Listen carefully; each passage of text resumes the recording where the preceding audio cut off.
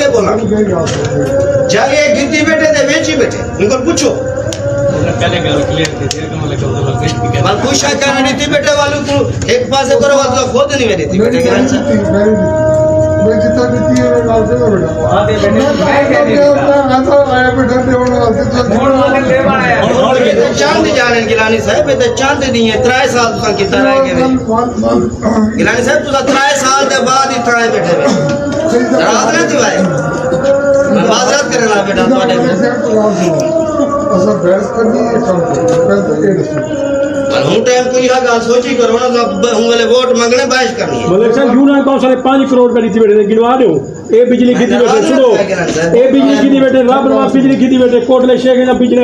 5 बस्ता union council करे 5 करोड़ तड़ी यूनियन कौंसल गिनवा तो दे सकते थे यूनियन कौंसल